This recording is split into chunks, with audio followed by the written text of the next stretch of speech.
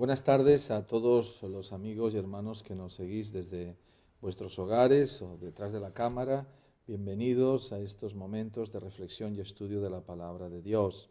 Desde la sede de la Conferencia General, hoy tenemos el estudio de la lección 23 de abril en el Foso de los Leones. Pero primero queremos dar la bienvenida al querido pastor hermano Pablo Junger y también a nuestra querida hermana Raquel Orce. Bienvenidos a este lugar de encuentro para estudiar la palabra de Dios. Y antes queremos realizar una oración en silencio para que el Espíritu Santo dirija esta investigación.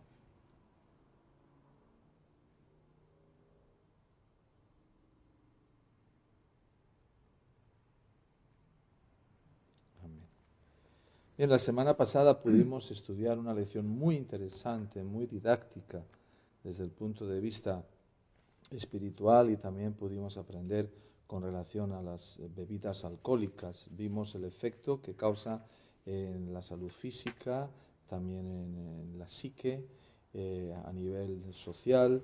Pudimos comprobar qué hizo el alcohol en una persona que a su vez pues afectó la marcha de un imperio.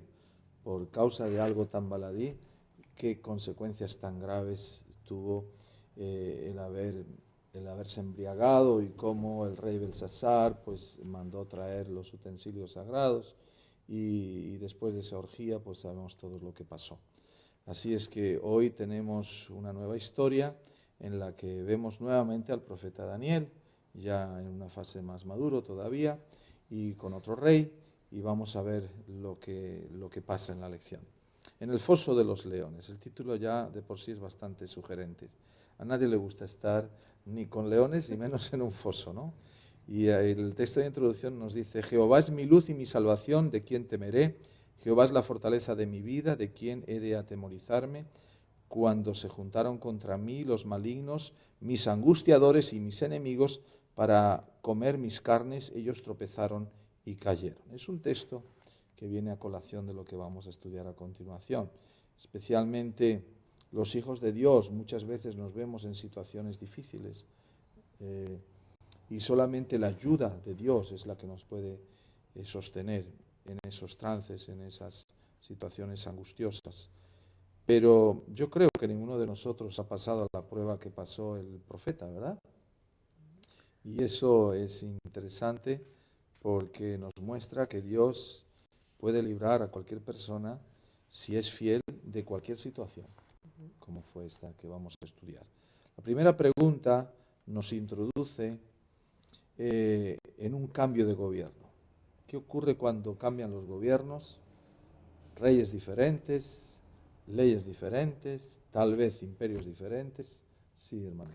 Sí, vemos que como estudiamos la lección de repaso, teníamos la caída del Imperio Babilónico y que fue tomado por los medos y persas.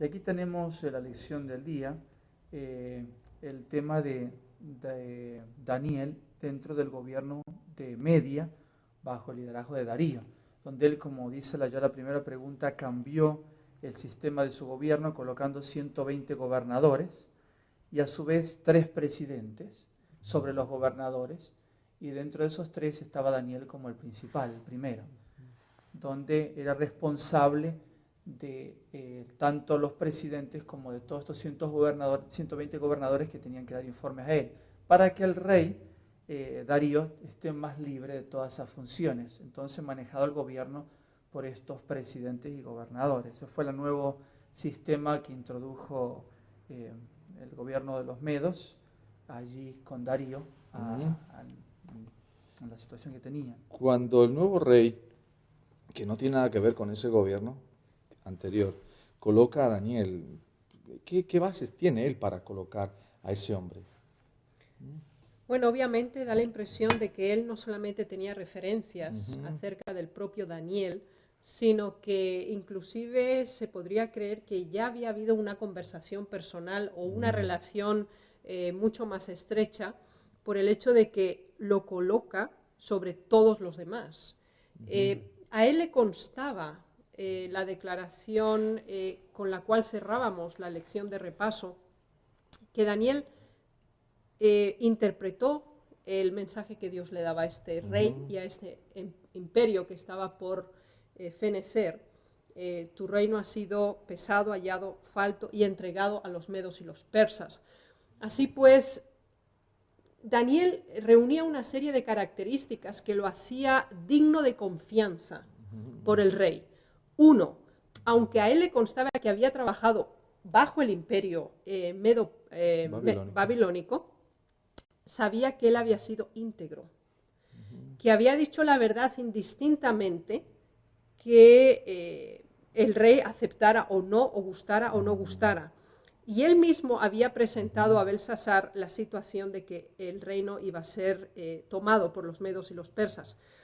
Todas las referencias que tenía al respecto de él lo elegían como el mejor candidato de confianza por parte de este nuevo imperio que se estaba instaurando. Cuando vemos la historia de Daniel en sus diferentes etapas, podemos constatar que Daniel fue un hombre probado, pero no como cualquier otro, probado hasta el extremo, porque es que no salía de una y entraba en otra. Y así podemos constatar lo que dice el Señor Jesucristo en la palabra: en el mundo tendréis aflicción. En el mundo tendréis aflicción. Daniel pudo hacer esta experiencia. Él tuvo muchas aflicciones y no eran cuestiones superficiales, así de pruebas de poca magnitud, sino eran pruebas difíciles en las que le iba la vida. Se jugaba la vida, pero él tomó la decisión siempre de ser fiel. Y vemos que cuando una persona que ama a Dios toma la decisión de servirle fielmente, el Señor lo va llevando de altura en altura, de experiencia maravillosa en experiencia maravillosa, ¿no? De ahí la importancia que tiene que todo joven, todo hijo de Dios decida ser fiel, no importa en la situación que se vea, y el Señor sabrá qué hacer con él. Recordemos también el caso de sus 3 compañeros que fueron lanzados a un horno de fuego, pero no sufrieron mal alguno. A veces el Señor permite que sus hijos pues sufran o mueran, pero lo más importante es saber que esas personas han vivido esa prueba o han muerto con la gracia de Dios, y el día del juicio esas personas se levantarán, o el día que venga el Señor Jesucristo, para ir con él al cielo. Entonces ahora, Daniel, estamos en la segunda pregunta. ¿O tú querías decir algo con relación a la primera? Sí, es muy probable que cuando Darío con sus fuerzas entraron y conquistaron Babilonia, como subimos en la lección de repaso, fueron dados todavía en los últimos momentos de Babilonia ciertos honores a Daniel. Pero Daniel, como supimos en la lección de repaso, como lo vimos, él mantuvo siempre su serenidad. Él no aceptó ciertos honores, aunque fueron entregados ciertos honores. ¿Y por qué menciono esto? Porque cuando se tomó el gobierno, cuando llegaron los nuevos, los medas, ellos mataron también a Belsasar y a otros gobernadores seguramente para poder tener el poder en sus manos. Pero Daniel, a pesar de que recibió ciertas honras, él mantenía siempre su justicia y su fidelidad. Y ese informe de la escritura en la pared es muy probable que también llegó a Darío, pero también pasó un tiempo hasta que se organizó el nuevo gobierno. Y dice, como que tenemos aquí en la nota, ¿qué impresión produjo sobre Darío la conducta de Daniel? Daniel vivía una vida pura y santa. Daniel manifestó siempre su conducta ejemplar donde él se encontraba. Y como leemos en el versículo 3 del capítulo 6, Darío vio que tenía abundancia de espíritu. Él pudo ver en el comportamiento de Daniel, tanto como seguramente se enteró de la historia de la caída de Babilonia, de la mano que escribía en la pared, que Dios estaba con Daniel, porque lo podía ver también en su vida práctica, más allá de lo que había escuchado sobre Daniel. Y eso es algo importante también en nuestra vida hoy, que en nuestra vida siempre se ha observado una vida diferente, una vida realmente que somos guiados por el Espíritu de Dios, como lo dice la palabra. Probablemente, como dijo la hermana Raquel, este rey tuvo que investigar sobre este hombre que estaba ahí. Le habían dicho que él había interpretado la Escritura. Mira, este señor ha interpretado la Escritura y él estaba diciéndole al rey antes de morir lo que iba a pasar. Eso le impresionó al rey. Entonces él, bajo mi punto de vista, creo que fue muy determinante que Daniel no era propiamente babilónico. Él era un judío, no tenía nada que ver con ese imperio, él fue exiliado, y todos estos factores, junto con la historia tan peculiar de Daniel, llevaron al rey a la conclusión de que ese hombre lo necesitaba en su gobierno. Si había sido fiel a esa nación que lo había exiliado de su hogar, mucho más iba a ser a esta nación que, bueno, pues en estos momentos era la benefactora, la que estaba allí para librarles, ¿no? Entonces, la segunda pregunta es, ¿qué constataron los oficiales gubernamentales cuando quisieron proceder contra Daniel? Ahora él ya está en un nuevo gobierno, él ya tiene su nuevo cargo y sigue conduciéndose como es común en Daniel, como era normal en Daniel, con fidelidad, y de pronto él despierta algo en el corazón de esas personas. Sí, es muy interesante el relato bíblico por el hecho de que expone en una forma muy abierta cómo actuaron ellos. El versículo 4 dice que ellos buscaban ocasión para acusar a Daniel en lo relacionado al reino. Así que el primer nivel que ellos decidieron buscar pruebas o algún tipo de evidencia que pudieran notificar al rey y decirle, bueno, esta persona no es la capacitada porque ha hecho tal y tales cosas, corrupción o etcétera, o alguna malversación. Entonces, primero tenían que buscar las pruebas. Y obviamente se nos dice claramente, no podían hallar ocasión alguna o falta. Si pensamos que Daniel aproximadamente tenía 80 años en este tiempo, y era un adolescente en Daniel capítulo 1, así que básicamente en casi 60 y 70 años ellos estuvieron investigando toda su vida pública, imaginémonos, 60, 70 años, porque él empezó ya a trabajar directamente bajo Nabucodonosor, y aunque después vemos que hay un lapsus en el tiempo de Belsasar, gran parte de su vida, él estuvo dedicado al gobierno, así que investigaron toda su labor realizada, y en esos prácticamente 60, 70 años, no pudieron encontrar absolutamente nada. Y dice, porque no podían hallar ocasión alguna o falta, porque él era fiel. Y después, primero ellos analizaron su labor en el gobierno. Entonces vieron que en ese aspecto no pudieron encontrar nada. Y entonces el segundo nivel dice, y ningún vicio ni falta fue hallada en él. Así que primero buscaron encontrar corrupción, fraude, manipulación a nivel de gobierno. No pudieron encontrar nada. Entonces, ahora empezaron a investigarlo en su vida personal, si él tenía vicios, cualquier defecto de su carácter. Así que hasta aquí nos damos cuenta de dos niveles. En su función laboral no pudieron encontrar nada. Y ahora, en su vida personal tampoco pudieron encontrar nada. Y esto hace de Daniel un ejemplo para nosotros. Él no hacía una diferencia entre lo que él era en su trabajo y entre lo que él era en su vida personal. La religión y la verdad que él había aceptado de sus padres y que eran los principios que regían los 10 mandamientos eran constantes para él en el tiempo y en el espacio, no eran circunstanciales. Y entonces se dieron cuenta que solo había una cosa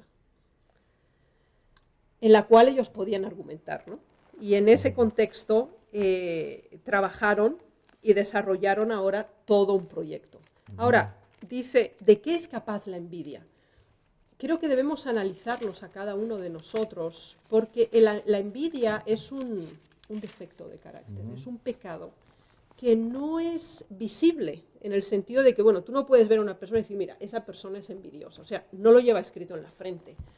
Ahora, tenemos que analizarnos a nosotros. Cuando nosotros buscamos defectos en la otra persona, ¿qué es lo que hace mal en el trabajo?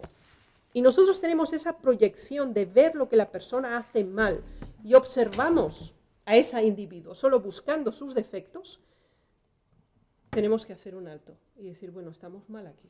Es otro espíritu el que nos está impulsando a nosotros. Porque este es precisamente el sistema que caracteriza a personas envidiosas. Y la envidia lleva a la violencia y eso engendra muerte. Y sabemos que en el desarrollo de la relación de Caín con Abel fue así. Bueno, la Biblia nos presenta en innumerables textos las consecuencias de la envidia y, como bien ha dicho la hermana, puede llevar a un individuo hasta el crimen.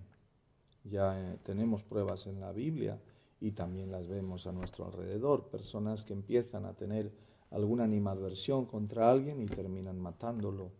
La envidia, pues, es uno de los frutos carnales peores que tenemos que revisarnos a nosotros mismos si en alguna manera estamos albergando este sentimiento contra alguien, ¿no? Porque, como dice el proverbista en el libro de Proverbios, capítulo 14, versículo 30, que la envidia es carcoma de los huesos. Es decir, nos destruye a nivel físico, nos destruye a nivel psíquico, nos destruye a nivel espiritual. Tal vez el que es envidiado no se da cuenta de eso, pero el que envidia está destruyéndose a sí mismo. Porque esas personas no duermen, están constantemente maquinando, proyectándose siempre aspectos negativos de los demás y olvidándose de sí mismos, cuando en realidad si hay alguien al quien tenemos que censurar más severamente es a nosotros mismos. Sí. Así dice la palabra de Dios. Entonces estos hombres estaban constantemente buscando motivos para censurar a Daniel y destruir a Daniel, desprestigiarlo ante el rey, porque él gozaba de prestigio. Y lamentablemente no todos están dispuestos a apoyar a los que gozan de prestigio, a admirarlos y también aprender de ellos, porque lo importante cuando tenemos a alguien que sabe más que nosotros no es tanto envidiarlo ni desear lo que él tiene, sino aprender de los que progresan y gozarnos en ese desarrollo de los demás, correcto y positivo y bueno. Pero estos hombres no hicieron así. Entonces empezaron a tener envidia y la envidia les llevó a idear un plan para que Daniel fuese dañado. Y ese plan fue un edicto basado en la religión. ¿Qué me podías decir al respecto? Como la hermana Raquel mencionó, no encontraron nada en su vida pública, tampoco en su vida personal. Entonces pensaron, bueno, veamos en la parte religiosa. Y como Babilonia tenía su propia ideología, no era un pueblo que obedecía a Dios directamente, tampoco los medos y persas. Entonces pensaron, aquí hay una característica de Daniel que es diferente a la característica del reino en sí en general. Y es por esto que fueron ante el rey y dijeron, aquí podemos ver alguna cosa que tenga que ver con la ley de su Dios, con sus principios espirituales. Y Daniel era un hombre sencillo en ese aspecto. Él era totalmente opuesto a, como acabamos de mencionar, a esos celos. Él era humilde y dependía siempre de Dios. Entonces aquí dieron el punto, decir, bueno, si él depende siempre de Dios, vamos a colocarle allí una traba. Y dijeron, si alguna persona presenta alguna solicitud o alguna petición a cualquiera que no sea el rey, sea arrojado al foso de los leones. Y ellos sabían que Daniel sí dependía de alguien y que dependía siempre de Dios, que él dedicaba su tiempo a su Dios y que era la fuente de su fortaleza, la fuente de su actitud, de su justicia, era esa dependencia de Dios, que era diferente a sus principios que tenían la religión que tenían esos otros gobernadores y esos otros presidentes que tenía el reino. Y así fue como trataron entonces de buscar una ocasión contra Daniel. Hay una gran diferencia entre maquinar, que es urdir un plan de forma fría, pensarlo cada día, y bueno, hacer algo de forma espontánea. Surge en el momento y lo hacemos sin pensar demasiado, ¿no? Pero estos hombres maquinaron. La maquinación está condenada en la palabra de Dios. Y el testimonio que aparece aquí en la pregunta número 2, el último testimonio en Patriarcas y Profetas, página 407 en español, dice que la envidia es una de las peores características satánicas que puedan existir en el corazón humano. Y es una de las más funestas en sus consecuencias. ¿Cuán lejos tendríamos que colocarnos, pues, de sentir la envidia, ¿verdad? De expresar la envidia, de albergar la envidia, porque nos destruye a nosotros y también hace daño a los demás.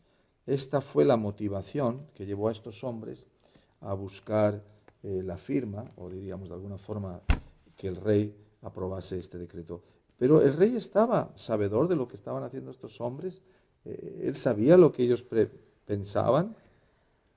El rey no comprendía la trampa que tenían y como todo uno de nosotros, como le apelaban también a su propio ego, él no se dio cuenta de dónde estaba cayendo y autorizó esa ley, dictó ese dicto, firmó ese dicto. Y después, cuando pasaron los días y vinieron otra vez estos hombres, gobernadores, a él, y donde le mencionaron que había uno, y aquel uno era Daniel, entonces la situación cambió totalmente para el rey, porque se dio cuenta recién que era toda una trampa lo que habían presentado para poder destituir a Daniel de su responsabilidad. Entonces tenemos un cuadro bastante interesante. Un rey que no sabe lo que están urdiendo sus propios funcionarios. Tenemos un hombre fiel a toda costa, por encima de todo. Y por otro lado tenemos una prueba tremenda, ¿no? Porque con ello le va la vida al profeta. Ahora, la pregunta es, a pesar de lo que estaba tramándose y haciéndose, ¿Daniel se deja intimidar, cambia de hábitos o continúa fiel a su Dios? Bueno, es excepcional el comportamiento de Daniel, porque obviamente siendo él el primer ministro, que era su responsabilidad, era su cargo, y con la edad que él tenía, él conocía muy bien a los individuos que estaban bajo su dirección y era consciente de todo este movimiento que se estaba realizando, esta manipulación. Pero su relación con Dios, desde el pasado hasta ese momento, nunca dependió de las circunstancias. Y mucho menos de intereses personales. Daniel lo había demostrado en muchas ocasiones. Inclusive su fidelidad a Dios estaba por encima de resguardar su propia vida. Y lo demostró ya antes. Ahora inclusive que era un anciano, con algo más de 80 años, su posición no cambió. Y esto es algo interesante, porque la hermana White tiene un capítulo en Joyas de los Testimonios acerca de la vejez. Y ella explica que los pecados, los defectos de carácter que no hemos vencido a lo largo de nuestra vida, se hacen muchísimo más difíciles de vencer en nuestra ancianidad. Esa es la razón por la cual Abraham recibió la prueba que recibió cuando él era un anciano, precisamente para superar el error que había cometido con Agar. Así pues, aquí Daniel tiene su prueba de fuego. Cuando tenía 80 años, cuando físicamente estaba muchísimo más debilitado que cuando era un adolescente en Daniel capítulo 1 y fue firme en su declaración y fue siempre firme en sus posiciones ante Nabucodonosor. Ahora era otra etapa de su vida. Una etapa de su vida donde estaba en la cima del poder y tenía la confianza del rey. Y aún en su debilidad física nos damos cuenta que se cumplió el mensaje del apóstol Pablo que dice, aunque mi cuerpo se va desgastando, mi nuevo hombre en Dios va creciendo. Y este era el caso de Daniel. Estos hombres le mintieron al rey y el rey podía haberlo visto. Porque le dijeron a él, dice, todos los gobernadores del reino, todos los magistrados, todos los sátrapas, todos los príncipes y todos los capitanes. Eso era imposible. Que hubieran reunido a los 120 gobernadores, que hubieran reunido a toda la gente y por eso habían hecho el decreto. Eso era una mentira, eso no era verdad. Pero obviamente, bueno, el rey pasó por encima de esto. Ahora, ¿eso qué quiere decir? Esta era una ley antisemita, totalmente, antijudía. Y sabemos que habría otro intento más durante el imperio medo-persa de otra ley antisemítica, ¿no? Basada en la diferencia. Y sabemos que habrá una misma ley que la encontramos en Apocalipsis 13. Y eso es un paralelismo para nosotros hoy.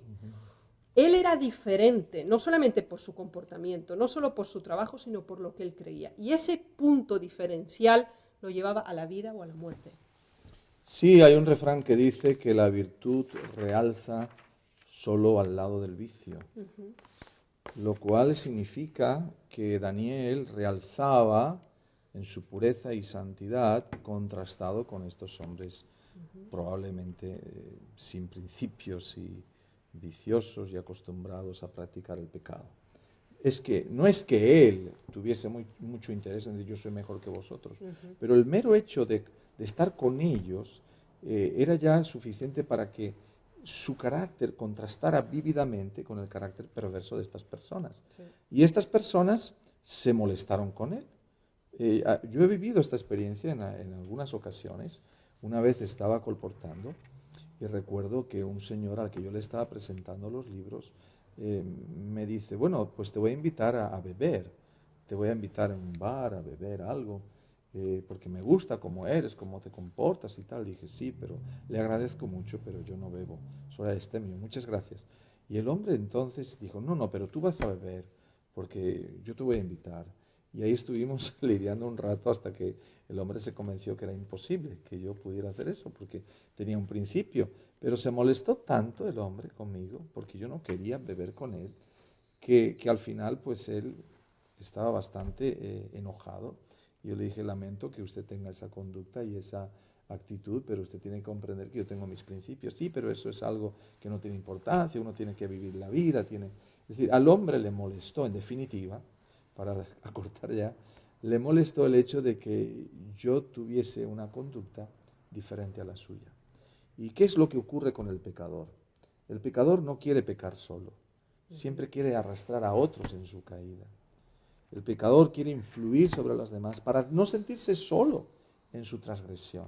Satanás no quiso sentirse solo en su transgresión y arrastró a una tercera parte de los ángeles del cielo. De ahí la importancia de entender, especialmente para los jóvenes que veis esta grabación, que es muy importante mantenerse firmes cuando vienen a insinuarnos o a invitarnos a practicar el pecado. Probablemente pueda ser muy poderosa la atracción, probablemente haya muchos incentivos, pero si nosotros tenemos en cuenta la conducta de estos hombres y mujeres de la Biblia, entenderemos que solamente la fidelidad absoluta a los principios de Dios es la única que nos puede granjear el favor divino. Y también el respeto de los demás. Aquí vemos que Daniel, a pesar de esa circunstancia adversa, él no deja de presentar sus oraciones a Dios. Al contrario, ahora necesitaba más que nunca seguir adelante con su vida de fe, ¿no? Y entonces lo observan a él y automáticamente se van, como decimos en español, a contárselo enseguida al rey para diríamos, quitarlo del medio. Aquí hay otro paralelo interesante con los acontecimientos finales de la profecía, que se verá, como dice aquí, Satanás veía en Daniel, en su fidelidad, una amenaza para sus planes destructivos en el gobierno de los medos persas. Entonces, de alguna forma tenía que buscar algún medio para neutralizar a Daniel. Y eso también será en los últimos días. También el enemigo busca los medios cómo llegar a los fieles hijos de Dios, que aunque son la minoría, serán acusados como los responsables de los problemas mundiales. ¿Y a qué atacan? A la vida religiosa también, aunque son asuntos que aparentemente serían personales, pero Daniel, como vemos, no lo toma como personal, sino hubiera cerrado las ventanas y hubiera dicho, eso no le corresponde a nadie, sino él sabía que su vida religiosa era un testimonio de su acción constante, era la fuente de su fidelidad, la fuente de sus valores. Y a pesar de todo, Daniel abrió sus ventanas allí, como ya se mencionó, él sabía que en ese momento necesitaba aún más la oración y la relación con Dios.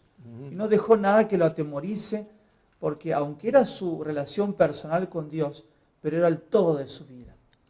Y entonces él en ese momento donde era probado y sabía que era la lucha no solamente contra los gobernadores que querían quitar el puesto, sino una lucha con los poderes de las tinieblas, también nosotros tenemos que tener presente que nuestra vida espiritual no es un asunto personal y algo secreto, sino damos un testimonio constantemente cómo actuamos. Y es por esto que Daniel abrió su ventana como de costumbre y sintió aún más su necesidad de aferrarse a Dios, de pedir fuerza a Dios. Y debemos también hacerlo nosotros en estos últimos tiempos de la historia. No tenemos que dejarnos amedrentar por la presión del mundo contra diferentes valores cristianos que, aunque parecerían que no tiene mucho sentido, que son cosas secundarias, pero no, en sí es la fuente de nuestra fuerza, de nuestra fortaleza, de nuestra relación con Dios. No dejemos que nuestros valores cristianos, que nuestra relación con Dios se opaque con ninguna de las trampas del enemigo, porque lo que quiere es vencer y destruir más a la humanidad. Aquí hay una diferencia entre provocar al adversario y manifestar fidelidad cuando es necesario. Sabemos que los escritos de la sierva de Dios y también la propia Biblia nos enseña que no debemos provocar al enemigo de forma, pues diríamos así, sin pensar demasiado, pues ahora yo voy a hacer esto para que vean que yo soy así. No siempre debemos hacer eso, ¿no? O manifestar que guardamos el sábado, manifestar que hacemos esto, que hacemos lo otro, porque eso va a levantar, pues, muchas veces una polémica innecesaria. Pero en el caso de Daniel, era más que necesario que él mostrase su fe.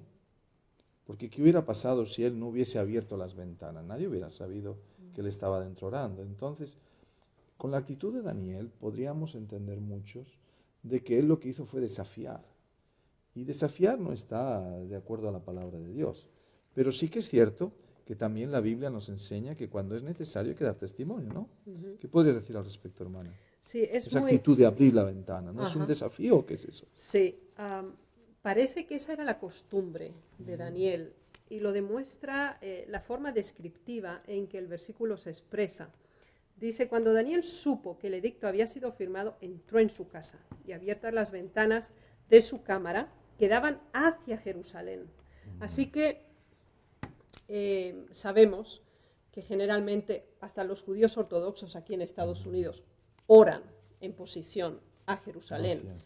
Y bueno, los musulmanes también han tomado esta costumbre de orar en dirección a la Meca. Ahora, esta era una práctica que hacía Daniel siempre, de abrir las ventanas. O sea, él no lo hizo a propósito de esta circunstancia. Y la prueba la tenemos porque estos enemigos suyos se colocaron en el lugar donde sabían que lo podían ver, así que lo habían observado por tiempo. Es decir, ellos sabían... Ya sabían en qué tenían que sorprenderle, fijarse, ¿no? correcto. Sí. Y sabían exactamente cuándo él iba a orar y sabían dónde lo hacía y cómo lo hacía. Entonces, es interesante ver que en el versículo 11 dice, entonces se juntaron aquellos hombres y hallaron a Daniel orando y rogando en presencia de su Dios. Así que ellos sabían dónde encontrarlo y sabían que él lo hacía y a qué horas lo hacía. El versículo nos dice, se arrodillaba 3 veces al día y oraba y daba gracias delante de Dios como lo solía hacer antes. Así que ese método de ir a su casa, abrir las ventanas, arrodillarse, alabar a Dios, agradecerle y orarle y pedirle a Dios cosas, lo hacía siempre. Muy bien. Y esa es la razón porque ese comportamiento ellos pudieron usarlo, porque sabían que era algo constante. Vamos a continuar adelante porque el tiempo nos apremia. En la pregunta número 4 se nos llama la atención a la actitud del rey. El rey, cuando se dio cuenta que había sido víctima de una trampa, entonces hizo todo lo posible por ayudar a Daniel. ¿Por qué él hizo todo lo posible? ¿Qué le unía a este hombre? Al fin y al cabo era un siervo suyo, era un funcionario, ¿no? Y ni siquiera había tenido una conexión muy estrecha con él en su pasado. ¿Por qué de pronto esa actitud de parte del rey?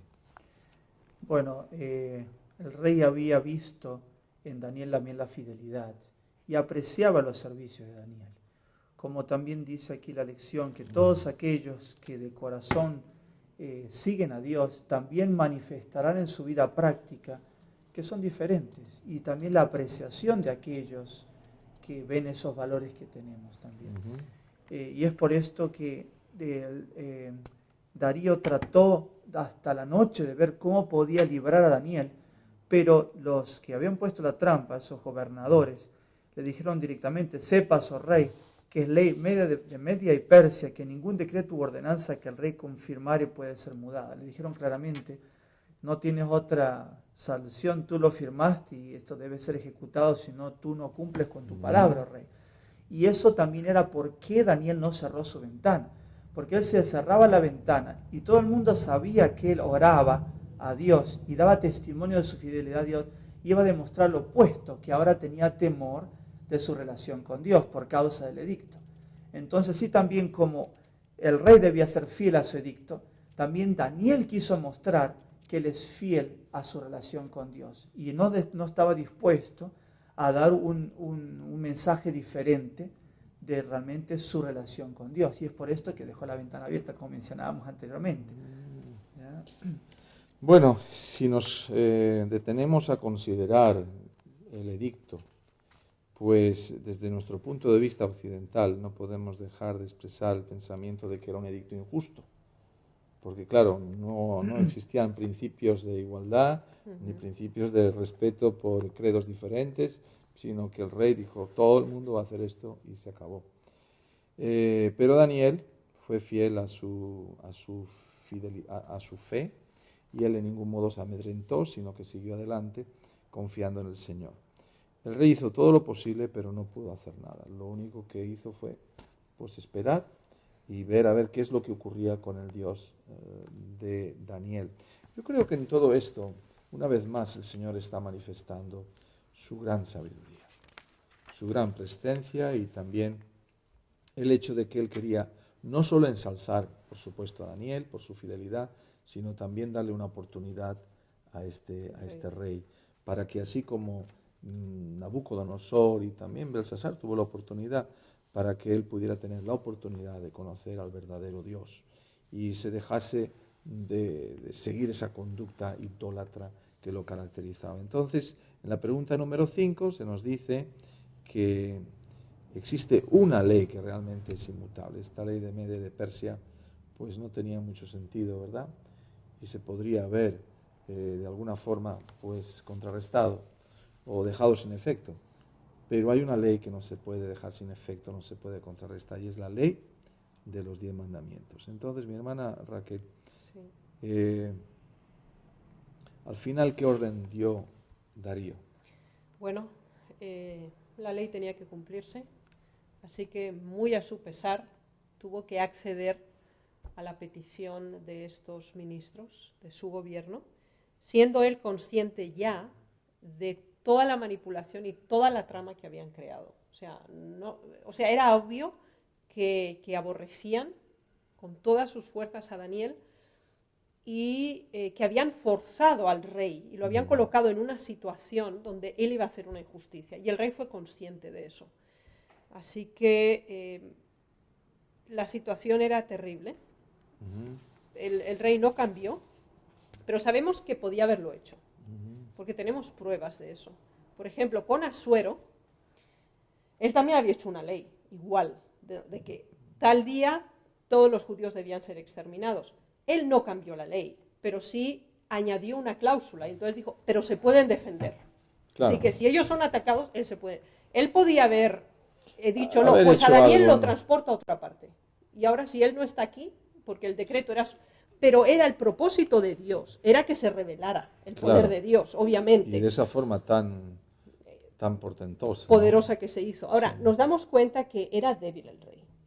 Y estos ministros conocían al rey. Y por eso alabaron tanto su ego, porque sabían que de esa forma lo podían manipular. Y es triste porque Darío ya tenía 62 años, era un hombre mayor.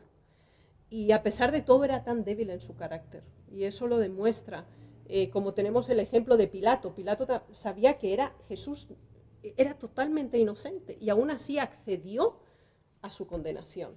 Así que la pregunta nos presenta claramente que en momentos críticos, donde la verdad está en cuestión, en ningún momento se puede esperar en ningún ser humano que va a defender o va a actuar a tu favor, ¿ya? Aunque el rey apreciaba a Daniel a pesar de todo, ¿no? Así que en lo único que nos tenemos que fijar es en los principios del cielo, y el único que nos puede ayudar es Dios. Y esos dos elementos eran claros para Daniel. Él no cuestiona tampoco al rey y simplemente deja que las circunstancias se den. Y él se aferra a Dios y Dios actuaría o no. Supongo que para el profeta debió ser una prueba difícil. Porque la Biblia se expresa en términos sucintos y Daniel fue arrojado al foso y basta, ¿no? Pero no expresa toda esa serie de pensamientos, sentimientos y emociones que pudo haber tenido el profeta cuando supo de su sentencia, lo que iba a pasar. Probablemente él tuvo su lucha interior grande, pero prevaleció su fidelidad prevalecieron sus principios. Y en eso nosotros tenemos que enfatizar y tomar ejemplo, porque las consecuencias, como vamos a ver, son maravillosas. Cuando nosotros decidimos servir a Dios, las consecuencias siempre son buenas, aunque aparentemente podamos tener algún prejuicio, ¿verdad? O perjuicio, perdón. Pero cuando nosotros decidimos transgredir la ley, entonces las consecuencias siempre son negativas. Ahí sí que son siempre negativas. Me llama la atención el hecho de que en la quinta pregunta se hace una comparación entre la ley de Media y de Persia, que era una ley inmutable, ¿no?, y la ley de Dios.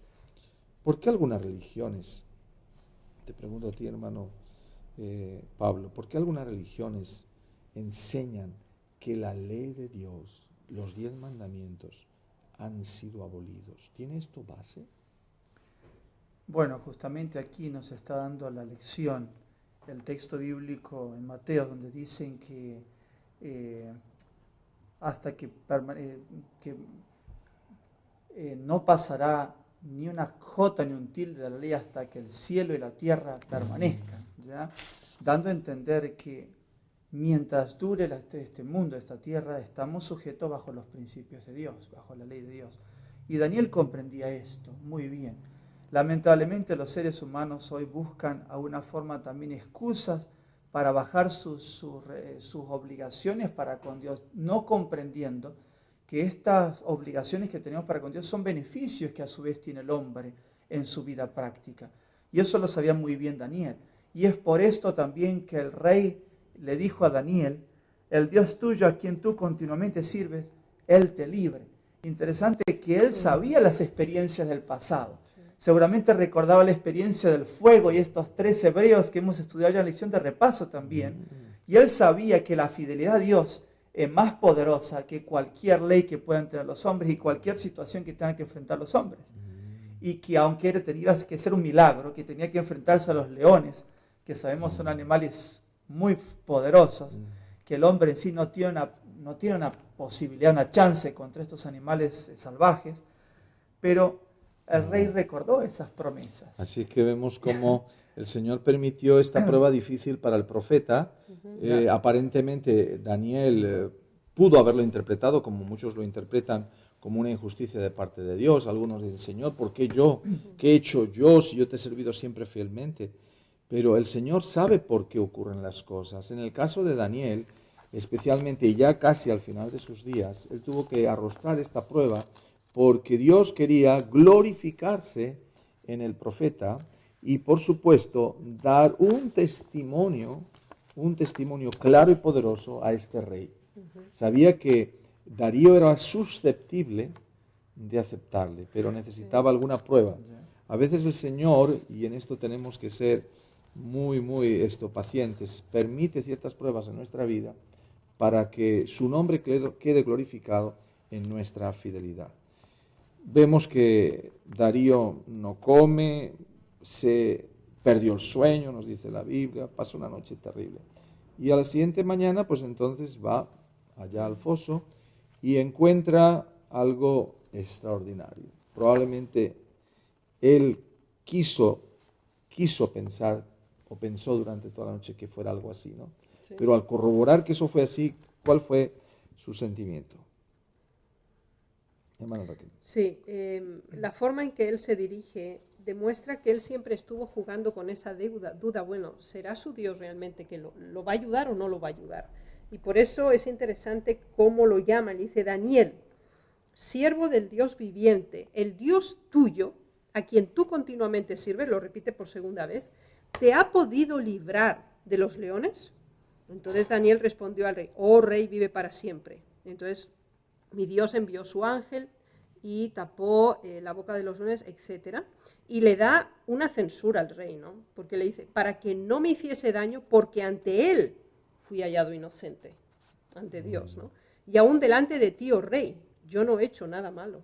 Así que hay una censura muy cortésmente expuesta, pero se lo dice. Y entonces viene la reacción, dice: entonces se alegró el rey en gran manera y mandó sacar a Daniel. Y fue sacado, sin ninguna lesión se halló en él, porque había confiado en su Dios. Bien, y automáticamente, ¿qué pasó con todos los que habían tramado y urdido ese plan diabólico? Pues todos... Bueno, ahí el rey, viendo toda esta situación, mandó que todos estos gobernadores, junto con sus posesiones, sus esposas y toda su familia, se arrojaron al foso de los leones.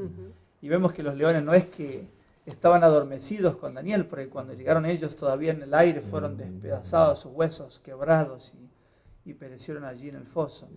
Pero eso muestra también que debemos confiar en los principios de Dios sobre cualquier ley humana. Aquí por eso la lección traía estos dos ejemplos, la ley de Dios y la ley de los hombres. Es menester obedecer a Dios antes que a los hombres. Y eso lo conocía muy bien Daniel y debemos también tenerlo presente. Y Dios va también a obrar milagros con sus hijos porque tendremos que enfrentar pruebas similares a la de Daniel. Tenemos presente que el libro de Daniel habla de los acontecimientos finales también. Y todas estas ilustraciones son paralelos también que se repetirán en los acontecimientos finales. Son momentos difíciles, porque estar allí junto con esas fieras salvajes es una experiencia de fe. Decir, Señor, estoy en tus manos.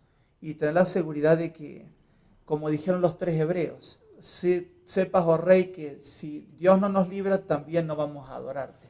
Es esa seguridad, que estamos en las manos de Dios. Si Dios quiere, puede librarnos. Y si Dios lo permite, que seamos mártires por su causa, también lo seremos. Esa fue la actitud de Daniel, pero Dios lo libró. El hecho de que automáticamente el rey tomase esa decisión de lanzar a ese mismo foso a todos los que habían tenido que ver con este decreto, ¿no os parece algo así arbitrario y cruel? ¿No tendría que haber sido un poquito más misericordioso con todas esas familias? ¿O qué es lo que motiva a este rey, teniendo en cuenta el contexto cultural, histórico y social? ¿Por qué el rey hace esto? Bueno, tenemos varios edictos históricos que han quedado y vemos que esa era una costumbre, o sea, no era algo ajeno totalmente. Y también podía confiar en esta gente en el futuro. Claro, ese era el punto, ¿no? O sea, si habían sido capaz de tramar todo esto, de engañarle y de conducirlo de tal manera que fuera a cometer un delito tal cual como le dice a un inocente, tú estabas dispuesto a matarle, dice Daniel. Entonces, él se sintió realmente engañado y manipulado. Y el hecho de que estuvieran también todas sus familias envueltas es que generalmente nosotros les enseñamos a nuestros hijos hábitos de comportamiento y formas de resolver problemas. Y obviamente estos hombres eran malos en su vida y habían enseñado a sus hijos de la misma manera. Así que con el fin de eliminar completamente este tipo de comportamiento y además demostrar en una forma pública cómo él rechazaba esto, actuó en una forma tan drástica. Y probablemente también ahí había un posible nido donde se fraguase la rebelión futura, ¿no? Correcto. Sí, la nota quizás quiero mencionar también aquí menciona que Dios quería demostrar a través de esa permisión de la destrucción de todos estos gobernadores que habían tramado esta trampa contra Daniel, que su justicia es una justicia completa, que la fidelidad de Daniel era recompensada totalmente. Quería mostrar la diferencia en que Dios había librado, pero ahora iban a ver las consecuencias de cuando no están bajo la mano de Dios. Todo el mundo sabía ese edicto, todo el mundo estaba presente también de lo que iba a suceder en esa situación. No es que era desconocido la sentencia de Daniel, y también tanto la liberación de Daniel como la destrucción de los malos era un testimonio para todos. Y aquí vemos que nuestra actitud puede ser de una persona, como lo fue en el caso de Daniel. Nuestra fidelidad de una persona puede ser un gran testimonio para muchos.